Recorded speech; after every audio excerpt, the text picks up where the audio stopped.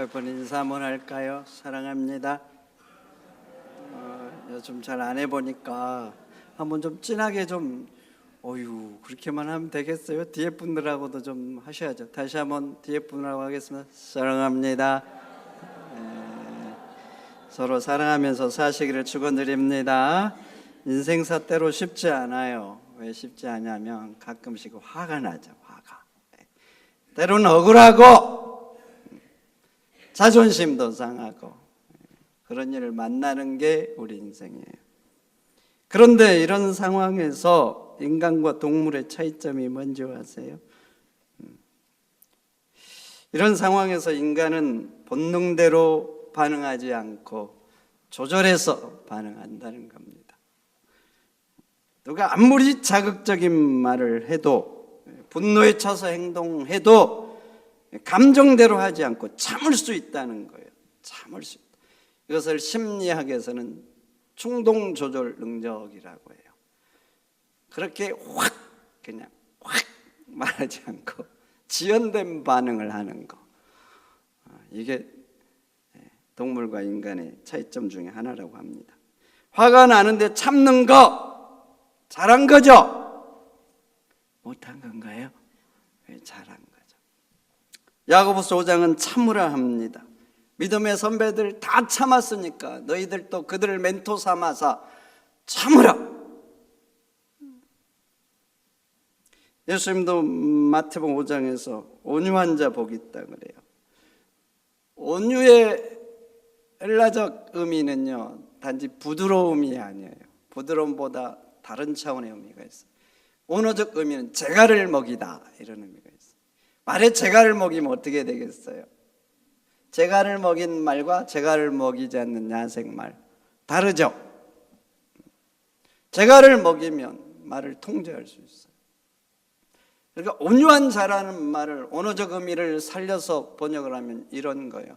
자기 본능과 감정의 재갈을 먹이고 사는 자, 이렇게 번역할 수 있어요.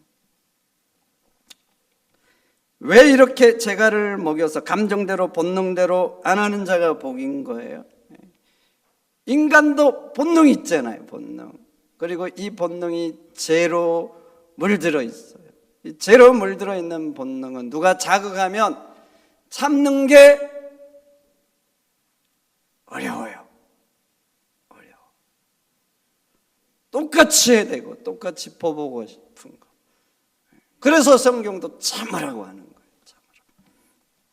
그리고 그 참는 것은 위대한 거예요. 고등학교 때 재영이라는 애가 제 마음에 남아 있습니다. 오늘 같은 반 애가 무슨 일인지 모르는데 씩씩거리고 오더니 재영이 뺨을 빡 쳤어요. 뺨 안 맞아보셨죠? 이거 맞아보는 건 아주 귀한 경험이에요. 그런 일은 잘 없는데 애가 참더라. 또 한 대 씩씩거리고 탁 쳤어요. 참았어요. 그리고 뭐라고 막 하더니 또 한 대 쳐니까 재영이가 책상에 엎드렸어요. 재영이가 등치도 있고 키도 컸어요. 뺨을 때리나고 맞짱을 떠도 되는 상황이었는데 참더라고. 애들이 반에서 일어나니까 다 보고 있었어. 그리고 그 당시 남자들 혈기왕성하잖아요. 주먹으로 서열을 가리는 철없는 시절, 그런 시절이잖아요. 그런데 참았어. 참으니까 애가 씩씩거리면서 때렸던 애가 교문문을 팍 열고 나가. 잠언 16장에 노하기를 도디하는 자는 용사보다 낫다고 그럽니다. 그래서 제 마음에 걔가 남아있는 거예요. 만약에 대항을 해서 주먹으로 제압을 했다, 그럼 제가 어떻게 기억하겠어요? 철없는 시절에 싸워서 이겼던 애나, 아니면 그게 지금 40몇 년 전 얘기잖아요. 제가 어쩌면 기억도 못할 수도 있는 거예요. 근데 그 본능에 재갈을 먹이고 참아서 저한테 아직도 좋은 애로 남아있는 겁니다. 여러분, 그렇습니다. 신앙의 기본은 참는 거예요. 그래서 신앙의 선조들 다 참았습니다. 예수님도 참았습니다. 힘이 없어서 참는 게 아니에요. 힘이 있죠. 그런데 그 모욕적인 상황들, 수치스러운 순간들을 다 참았어요. 스데반도 참았습니다. 다윗도 참았습니다. 그래서 여러분들도 참으시기를 축원드립니다. 참는 자가 힘으로 상대를 제압할 수 있는 용사보다 나은 사람이고, 내가 싸움에서 이기기 위해서 논리와 이성을 동원해서 상대를 제압하는 것보다 때로는 위대한 사람이에요. 그래요, 참는 것 잘한 거예요. 그러나 참는 그 시간 동안 내 마음에 무엇으로 채울 건가? 이것은 그보다 참는 것보다 더 중요해요. 더 중요해요. 왜냐하면 참는 시간 동안 내가 담는 그것 때문에 내가 그 사람이 돼요. 내 많은 사람들은 참는 동안에 보복을 다짐하죠. 저 인간이 나를 이렇게 했어, 이렇게 해서 끙끙거리고 마음속에 미움이라는 온통한 괴물을 키워내요. 그럼 내가 어떻게 되겠어? 참는 건 잘하는데 내 자신은 어떻게 돼요? 마음에 괴물을 키워서 그 괴물에 사로잡히는 미움의 사람이 되고 마는 거예요. 도스토옙스키의 지하로부터라는 수기, 이 소설이 있어요. 여기 등장하는 주인공은 이름도 없는 퇴직관리입니다. 매우 지적이고 자의식이 강한 사람이에요. 근데 동시에 피해의식과 열등감도 강한 사람이에요. 누가 자기를 무시하는 듯 하면 대항을 못해요. 그럼 대항을 못하면 용서라도 해야 되잖아요. 용서도 못해요. 그리고 자기에게 했던 그 일을 가지고 어디로 가냐면 지하실로 가요. 여기서 말하는 지하는 물리적인 공간적인 지하실이 아니라 자기 마음의 지하실로 가는 거예요. 지하실로 가서 끙끙대는 거예요. 수없이 그것을 반추하는 거예요. 아, 저 인간이 나를 이렇게 했지 저렇게 했지. 그걸 계속 반추. 그 자존심 상해하고, 내가 그때 이렇게 말을 했어야 되는데 왜 못했을까 속상해하고, 그러면서 자기가 자신을 계속 마음에 상처를 내는 거예요. 소설 중에 이런 내용도 있습니다. 주인공이 길을 가다가 한 장교 어깨를 부딪혔어. 장교가 째려보고 간 거예요. 그때 항의를 했으면 되는데 항의도 못하고 대신 지하실로 또 내려가요. 그 마음의 지하실에서 그 사건을 계속 반추하는 거예요. 그 인간이 나를 이렇게 째려보고 무시를 했지. 자존심 상해하면서. 그러면서 피해망상에 사로잡혀 자기는 선한 피해자고 그 악한 장교와 같지 않는 사람이라고 도덕적 우월감을 갖는 망상에 사로잡혀. 사실 그 장교는 무심결에 간 거예요. 서로 주의하지 않아서. 물론 장교가 좀 더 잘못했을 수 있죠. 그러니까 의도가 없는 거예요. 그런데도 자기는 피해자라고 하면서 수없는 보복을 마음속에 다짐하고, 그러면서 수년 동안 그 한 사건 때문에 마음의 지하실에서 고통을 당해요. 근데 주인공은 항상 그런 식이에요. 작은 일만 일어나도 지하실로 내려가서 끙끙대고, 아는 사람이면 전에 일었던 일까지 다 반추하면서 그 인간이 나한테 이렇게 했어. 마음의 온통함이라는 괴물을 키워내죠. 그러니까 이 주인공은요 항상 불행해요. 환경이 안 좋아서 불행한가? 환경은 좋은데 그 마음의 지하실에서 자기가 하는 그 일 때문에 항상 불행해요. 근데 성경에도 이와 비슷한 한 사람이 나오는데 바로 사울왕 아닙니까? 다윗이 골리앗을 죽은 후에 사울왕 속에 한 가지가 들어오죠. 바로 시기심. 이 시기심 때문에 성경은요 사울왕이 다윗을 주목했다 그래요. 주목이라는 히브리어는 아완이라는 단어인데 이런 의미가 있어. 뱀이 먹이를 노리듯이 노려가는 거예요. 그렇게 보는 거예요. 그리고 시기심을 가지고 사울왕도 지하실로 내려가죠. 그래서 그 시기심을 지하실에서 계속 키워요. 그러니까 그 마음의 지하실에서 망상에 사로잡혀서 다윗이 어떻게 돼요? 자기의 왕자를 뺏으려는 괴물로 그 지하실에서 변하는 거예요. 근데 봐보세요. 실제 삶에서는 누가 괴물이 됩니까? 사울왕이 괴물이 되죠. 사울왕. 그래서 집요하게 다윗을 죽이려고 하는 거예요. 그래서 다윗의 인생을 초토화시키는 거예요. 네, 여러분, 진짜 불행한 사람은 누구예요? 다윗보다 더 불행한 사람, 사울왕이죠. 사울왕은 왕궁에 삽니다. 막강한 권력자. 그 당시 사울왕보다 더 좋은 곳에 사는 사람이 누가 있겠어? 더 누리면서 자기 마음대로 할 수 있는 일을 하는 사람이 누가 있겠어? 사울왕이죠. 그런데 왕궁에 사는데 그 인생이 너무나 불행해. 성경은 악신에 사로잡혔다 이렇게 해요. 그래서 고통을 받았다. 그렇게 불행한 삶을 살아요. 사는 것은 왕궁인데. 왜 그래요? 왜? 환경 때문이 아니에요. 환경은 그 누구보다 좋은데 그의 마음에 만들어낸 그것 때문에 그렇게 불행하게 살다가 비참하게 죽는 거예요. 여러분, 참는 건 잘하는 거예요. 근데 그 마음속에 무엇을 넣느냐 굉장히 중요해요. 근데 반대로 이제 요셉을 봐보세요. 형들에게 얼마나 미움을 당했습니까? 그리고 팔렸어요. 그냥 팔렸다고 하니까 좋은 말처럼 들립니까? 돈을 주고 판 거예요. 뭐 한 거예요? 인신매매한 거잖아요.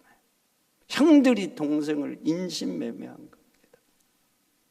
애굽에 가서는 또 누명을 쓰고 감옥에 갇혔습니다. 그런데 요셉 봐보세요. 팔려서 노예 생활을 하잖아요. 오랜 동안. 또 누명을 쓰고 감옥에 갇혀 삽니다. 오랫동안. 그런데 말이죠, 그 시간 동안에 요셉은 그 마음에 원망을 키우는 지하실을 만든 게 아니에요. 하나님을 만나는 성전을 만들었어요. 그래서 그 성전에서 계속 하나님 만나는 거예요. 마음의 성전에서. 미움이 올라올 때마다 뽑아내고 또 뽑아내고 하나님을 계속 만나면서 그렇게 한 것입니다. 그렇게 마음을 성전 삼아서 하나님을 계속 만나니까 자기를 팔았던 형들의 행위가 어떻게 변합니까? 어떻게 변해요? 미움과 보복의 대상이 아니라 그 속에 하나님의 섭리가 있음을 발견하게 되죠. 그래서 오랜 시간 후에 봐보세요. 형들과 요셉이 딱 만납니다. 요셉이 총리가 된 걸 알게 되죠. 그때 형들이 성경에 보면 놀라서 말을 못했다. 얼마나 놀랐겠습니까? 그렇게 미워하고 팔았잖아요. 인생을 처참하게 만든 거예요. 그럼 당연히 놀라죠. 요셉이 한마디 하면 끝나니까 말을 못한 거예요. 그런데 이렇게 놀란 형들에게 요셉이 이렇게 말합니다. 창세기 45장 5절. 하나님이 생명을 구원하시려고 나를 당신들보다 먼저 보냈습니다. 하나님이 생명을 구원하려고 보냈다는 겁니다. 보통 이런 일을 당하면 지하실로 내려가서 온통함을 키워야 돼요. 형들이 나한테 어떻게 할 수 있느냐? 저것들은 인간도 아니다. 내가 꼭 보복한다. 그렇지만 자기 현실은 처참하잖아요. 그러니까 현실을 보고 자포자기한 인생, 그런 인생이 돼야 되는 거예요. 그런데 요셉은 그 사건 후에 마음을 하나님을 만나는 성전으로 삼은 거예요. 그러니까 봐보세요. 성전 삼아서 하나님을 만나니까 그 악 속에서도, 형들의 악을 통해서도 역사하시는 하나님의 섭리를 알게 된 거예요. 그래서 형들에게 말한 거예요. 하나님이 생명을 구원하려고 나를 당신들보다 먼저 보냈다. 그리고 시간이 좀 흘러서 이제 아버지 야곱이 죽죠. 죽으니까 형들이 또 고민이 되잖아요. 이제 아버지도 죽었고 요셉이 우리에게 진짜 복수할지 모른다. 근심하면서 형들이 다 모여서 요셉을 찾아가서 요셉 앞에 엎드렸습니다. 엎드려서 말하자. 우리의 지난날의 허물을 용서해라. 그때 성경은 요셉이 울었다고 합니다. 울면서 창세기 50장 20절에 뭐라고 합니까? 당신들은 나를 헤아려 하였으나 하나님은 그것을 선으로 바꾸셨다 그래요. 바꾸다는 히브리어는 하샤브입니다. 하샤브라는 의미는 직조하다, 천을 짜다 이런 의미가 있어요. 여러분, 우리나라도 한 100년 전에 여러분 부모님들 이 중에도 계실 것 같아요. 삶 길러서 하여튼 베껴서 막 나누고 있고 배틀채 짜고 이러죠.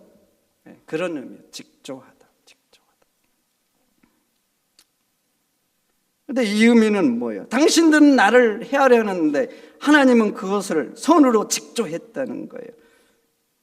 그러니까 이런 말이죠. 형들은 미움이라는 시를 만든 거예요. 그래서 요셉의 인생을 그 시로 완전히 망가뜨렸어요. 그런데 하나님은 말이죠, 그 미움이라는 시, 그것을 통해서 생명을 살리는 아름다운 비단으로 만드셨다고 지금 요셉이 고백하고 있는 거 아닙니까? 여러분, 왜 이렇게 요셉이 이런 처참한 상황 속에서도 하나님의 섭리를 발견하고 그렇게 고백할 수 있었을까요? 그 처참한 순간에 마음에 괴물을 키우지 않고 하나님의 성전 삼아 하나님을 만난 거예요. 하나님을. 그러니까 그 속에서 하나님이 역사하시는 하나님의 섭리를 알게 된 거예요. 여러분, 우리 인생 살다 보면 힘든 일이 있어요. 기분 나쁘고 억울하고 힘들고. 여러분들 그런 일 안 당하는 게 좋겠죠? 근데 어쩌다 그런 일들이 있어요. 어쩌다.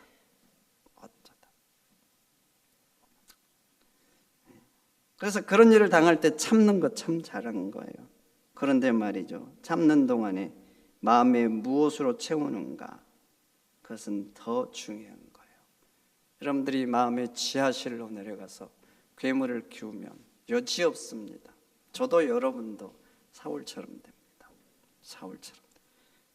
그러니까 지하실을 만들지 말고 하나님의 성전을 만드시기를 축원드립니다. 그러면 그 고통스러운 일들, 억울한 일들, 아픈 일들, 한숨나게 하는 그 일들을 통해서 하나님이 내 인생을 살리는 아름다운 비단을 만들고 있다는 것을 경험하게 될 것입니다. 그러니까 참는 동안에 하나님을 만나는 성전을 꼭 만드시기를 주의 이름으로 축원드립니다. 그런데 감사한 건 뭔지 아십니까? 지하실을 만들지 성전을 만들지는 내가 결정한다는 거예요. 아무리 힘들고 어려워요. 요셉처럼 내 인생이 짓이겨지고 처참해요. 그래도 내 마음속에 무엇을 짓는가 사단이 결정할 수 없어요. 내가 결정하는 거예요. 현대 심리학의 거장이고 유명한 정신과였던 빅터 프랭클이 있습니다. 이분은 나치 수용소에서 수감이 됐어요. 자기만 수용된 거 가족들도 다 수감이 됐어요. 그곳에서 부모님 다 죽었어요. 형제들 다 죽었어요. 아내가 임신을 해요. 아내도 죽었어요. 얼마나 처참합니까? 자기도 이름을 잊었어요. 이름표 대신에 번호표, 그 번호를 부르고 물건 취급을 받아요. 그리고 죽음의 그 고비를 여러 차례 남겼어요. 이렇게 극한의 상황, 처참한 상황 속에서도 이 사람이 그 가운데 한 가지를 알게 됐어요. 나치가 다 뺏어가도, 내 이름도 뺏어가고 심지어는 가족도 뺏어가고 다 뺏어가도 한 가지는 뺏어가지 못한다는 걸 알았어요. 그 한 가지가 뭔가? 바로 내면의 자유. 이런 처참한 상황이지만 이것을 저주로 받아들일지 어떤 의미로 받아들일지 그것을 결정하는 자유는 뺏어가지 못한다는 것을 알았어요. 941생으로 이분이 수용소에서 살아남습니다. 그리고 살아남아서 로고테라피라는 이론을 만들었습니다. 이 로고테라피는 여러분들이 생각하는 것보다 훨씬 위대한 이론이에요. 프로이드의 정신분석 굉장하죠. 아들러의 개인심리학 굉장합니다. 그 두 개와 버금가는 거, 이게 로고테라피 이론이에요. 그래서 이걸 제3학파라 그래요. 그래서 이분을 현대심리학의 거장이라고 합니다.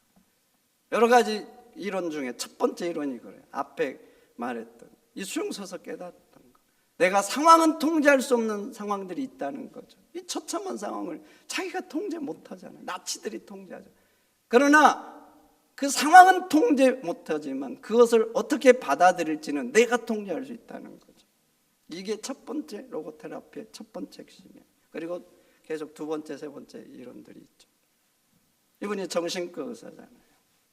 사람들이 정신적으로 아파하고 마음의 상처를 받고 환경 때문에 그 환경에서 오는 거 어떤 상황들을 견디지 못해서 지하실로 내려가서 고민하고 끙끙대는 거예요. 그래서 그런 문제들이 왜곡되고 고통을 당하는. 그래서 이 이론으로 이 사람이 지하실에서 자기를 찾아오는 많은 사람들을 건져준 거예요. 그래서 이분이 정신과 의사라도 굉장히 유명해졌습니다. 여러분, 그렇습니다. 내가 어떤 일을 당해도 요셉처럼 내 인생이 진지겨지는 그런 상황이고 빅터 프랭클처럼 수용소에 갇혀서 내 가족들, 임신한 아내까지 다 죽어도 말이죠. 그래도 그런 비참함 속에서도 내 마음을 내가 어떻게 가꿀지는 내 결정인 거예요. 지하실을 만들어서 계모를 키울지 하나님의 성전을 만들지는 내 결정인 것입니다. 성도 여러분, 인생 살다 보면 힘들고 고통스러운 일들 찾아오기 마련입니다. 그래서 인생은 힘든 거예요. 그래서 아프고. 그런데 말이죠, 그런 어려운 환경, 힘든 환경이 오더라도 지하실을 만들지 말고 하나님의 성전을 만드시기를 축원드립니다. 그럼 여러분들이 아파하는 그 일, 자존심 상하는 그 일을 통해서 하나님께서 여러분들의 인생을 더 아름답게 직조하시는 하나님의 섭리를 보게 될 것입니다. 그러니 성전을 만들어가는 여러분들이 되시기를 축원드립니다. 축원드립니다. 하나님 감사합니다. 우리 인생 가운데 역사하시는 하나님을 바라보게 하소서. 하나님은 나를 사랑하시고 어떤 경우에도 합력하여 선을 이루실 수 있는 전능자라는 것을 믿고 고난과 아픔 속에서도 오직 하나님을 바라보게 하옵소서. 존귀하신 예수님의 이름으로 기도하옵나이다. 아멘.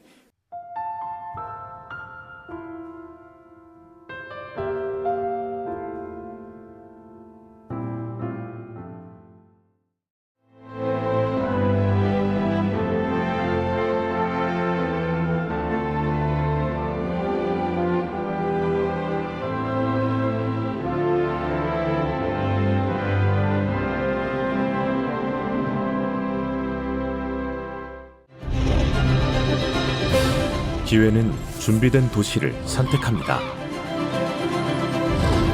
대지엔 바이오, 반도체, 도심엔 문화, 하늘엔 우주. 대한민국 미래 산업의 새로운 가능성을 열어가는 곳. 격이 다른 도시, 순천입니다.